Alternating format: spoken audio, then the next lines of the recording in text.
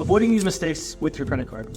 So to succeed in the credit card game, the rule number one is simple, and that's to never carry a balance. To avoid that, you gotta make sure that you're always spending within your means and to stay organized within your accounts. Once you're a couple years in and you have maybe 10, 15, 20 plus cards, it's crucial to know your monthly income and expenses. The moment you lose track and start to carry a balance is when things start to go downhill. Instead of getting those rewards and perks, the opposite ends up happening. You end up paying interest back to the banks. And the key to staying ahead is to treat your credit card just like a debit card. If you've only got $10 in your account, you're not going to buy something expensive like designer shoes. It's the same with the credit card. If you have a $5,000 credit limit, some people think they can max out the card and worry about paying it later, but that's a trap. Don't assume future you will have it all figured out, and be smart from the start. Spend within your means and set up automatic payment so that you never miss a due date. I'd say rule number 2 is to never cancel a credit card. One of the biggest mistakes people make is closing inactive credit cards, not realizing it can lower the average age of their accounts, which ends up hurting their score. While there are exceptions, the general rule is to keep the card open, especially if it has no annual fee. Just turn on autopay, cut up the card if you want, and leave the account active. It's not going to cost you anything, and it's going to help you build your credit score over the long term.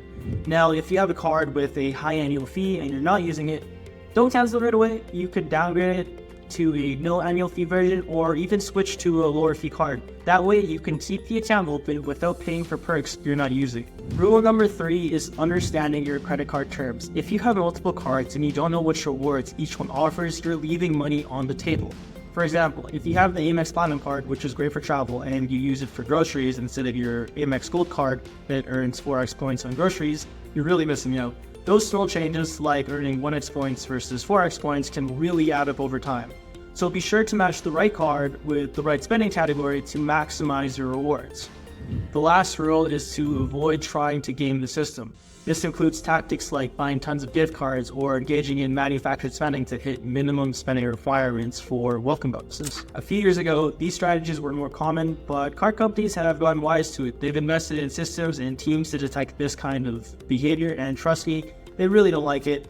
You know, if you're caught, you risk having your account shut down, losing your points, and damaging your relationship with the issuer. It's really not worth the stress or potential fallout. But the key takeaway here is to play by the rules. There are plenty of opportunities to rack up points and rewards without resorting to risky strategies.